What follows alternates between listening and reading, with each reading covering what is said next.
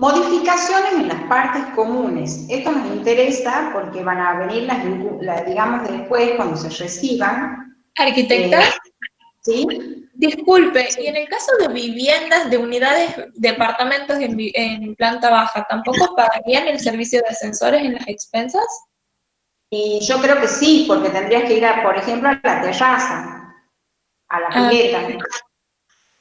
Todo esto va a depender de cada caso. En el ah, reglamento se dejará estipulado cómo va a ser cómo se va a repartir, digamos, la expensa las expensas en los distintos copropietarios. Pero si esa vivienda de planta baja tiene que, por ejemplo, usar el ascensor para tomar el auto que está en 2 subsuelos abajo, o ir a la terraza, y sí, tendrá que pagar, o quizás paga menos que los demás, pero estará establecido en el reglamento. perfecto, gracias. De nada. Este tema de las modificaciones, es decir, cuáles son las cosas que podemos hacer y cuáles son las que no podemos hacer, intervenir como arquitectos dentro de propiedades horizontales va a ser una incumbencia muy común para ustedes el día de mañana. Entonces es importante saber qué es lo que puedo hacer y qué es lo que no puedo hacer. ¿Quién tiene que ser mi comitente para determinadas encomiendas y quién tiene que ser para determinadas otras encomiendas? Bueno, acá dice obra nueva o mejoras que requieran mayoría. Acá estamos hablando siempre de modificaciones en las partes comunes. ¿Quién sería acá el comitente? El consorcio. ¿A través de quién? A través de su administrador, que va a ser quien va a representar al consorcio, que va a ser, digamos, la figura que va a representar a todos los copropietarios, que son los dueños de esta propiedad horizontal. Cuando se necesiten hacer modificaciones en partes comunes, entonces el que me va a contratar va a ser el administrador representando al consorcio. Para realizar mejoras en partes comunes es necesario el consentimiento de la mayoría de los propietarios previo informe técnico de un profesional autorizado. Es decir, que si se quiere, por ejemplo, remodelar el hall de acceso, remodelar la terraza, mejorar, por ejemplo, palieres, etcétera, tendrá que haber un informe técnico primero, haciendo un presupuesto, y esto tendrá que tener el consentimiento de todos los copropietarios. Todos deberán estar de acuerdo con las mejoras que se quieren realizar. Obras nuevas o mejoras que requieran unanimidad. Cuando las modificaciones gravitan sobre las modificaciones de la estructura del inmueble o cuando las modificaciones solo benefician a un solo propietario. Ahí necesitaremos unanimidad para poder realizar estas modificaciones. Este artículo 2053 también es nuevo con respecto a la ley anterior. Reparaciones urgentes. Cada propietario, en ausencia del administrador, puede realizar reparaciones urgentes en las cosas de partes comunes.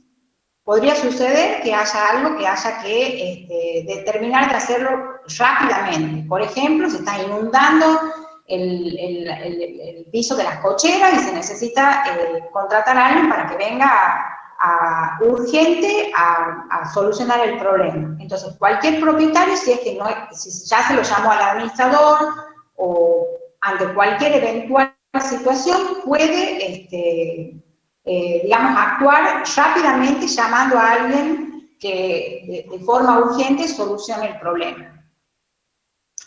Vetustez o grave deterioro. La asamblea por mayoría, que representa más de la mitad, puede resolver la demolición del edificio y la venta de materiales del terreno, la reparación o la reconstrucción.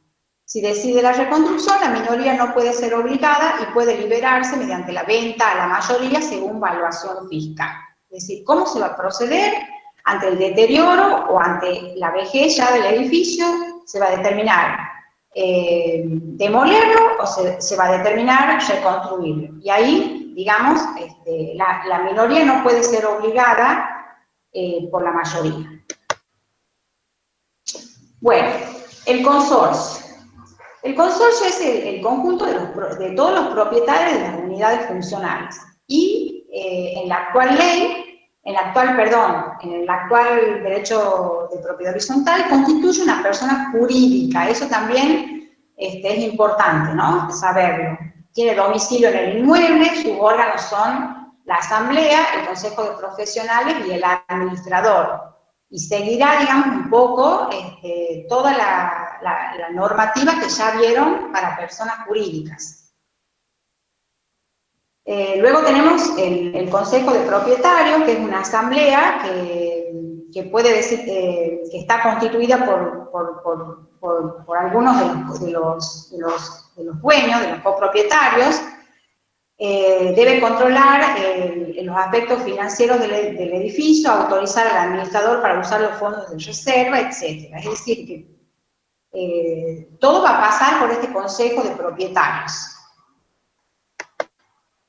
Bueno, ¿cuáles son los requisitos para la existencia de la propiedad horizontal? Ya hemos dicho, el número 1 es el más importante, que sean, bueno, no el más importante, pero ya lo hemos hablado, que sean unidades independientes y que tengan salida directa o indirecta a la vía pública.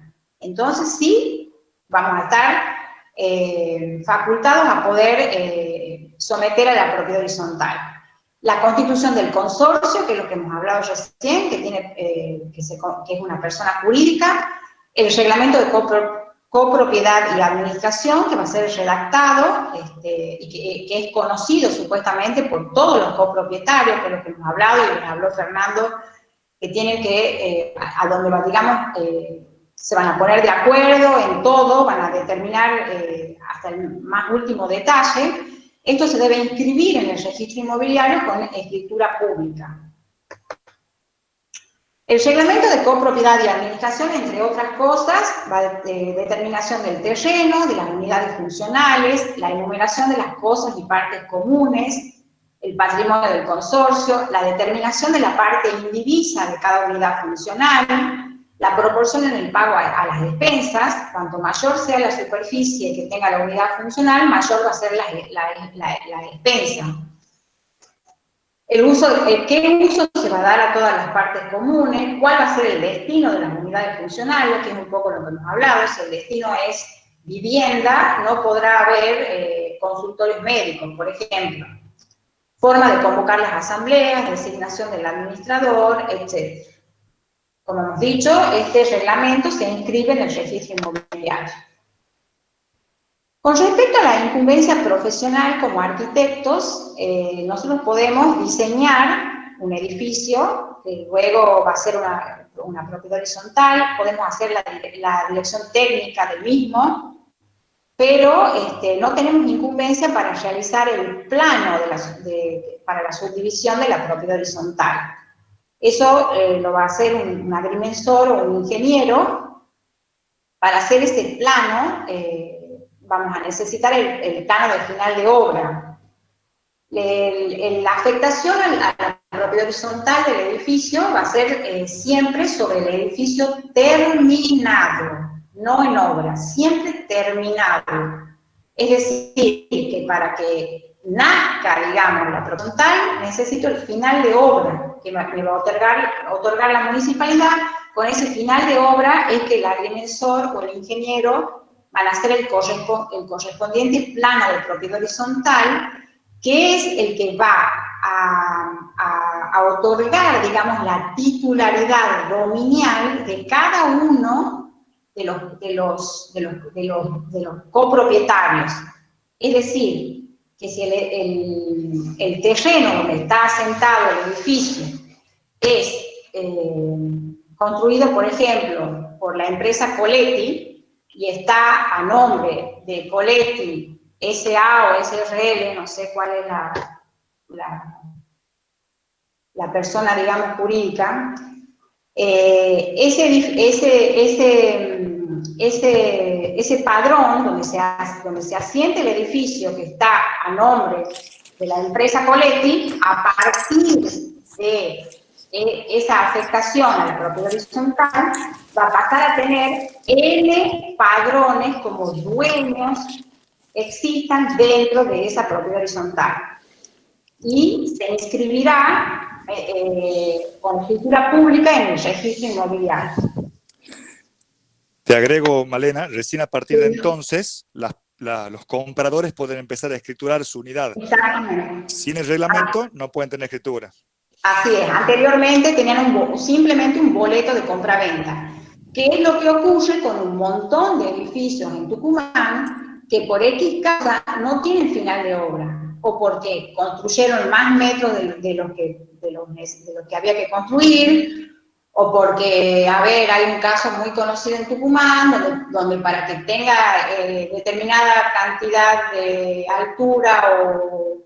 Por ejemplo, en vez de hacerse 12 pisos, se hacían 14 pisos si vos dejabas la planta baja libre. Entonces, supuestamente la municipalidad permite hacer los 14 pisos, si dejabas la planta baja libre, resulta que la planta baja libre se vende a un propietario que pone un bar. Entonces, ese edificio nunca puede tener final de obra porque no está dentro de la reglamentación municipal. Entonces eso va a afectar enormemente a los compradores. ¿Por qué? Porque nunca van a poder tener, como dice Fernando, una escritura de la propiedad. Van a tener un simple boleto de compraventa. Esto es algo que es tremendo. ¿Por qué? Porque no es lo mismo vender un departamento con una escritura que vender un departamento con un boleto de compraventa. Y en Tucumán, y me imagino que en otras provincias también, existen innumerables cantidades de edificios que no pueden tener el final de obra y por ende no pueden hacer la afectación a la propiedad horizontal. Te agrego una cosa más sí. en ese conflicto. Cuando uno todavía es propietario por boleto y no por escritura, porque no hay reglamento de copropiedad, significa que uno, en vez de ser dueño de una unidad funcional, dueño, propietario de la unidad 100% propia con más los espacios comunes, uno termina siendo dueño de un porcentual. Se convierte en un condominio. El condominio, claro. No es un copropietario que tiene su unidad propia, sino un condominio, donde como yo les mostraba en la clase anterior un dibujito muy sencillo que yo había hecho, donde había 2 personas dentro de un cuadradito.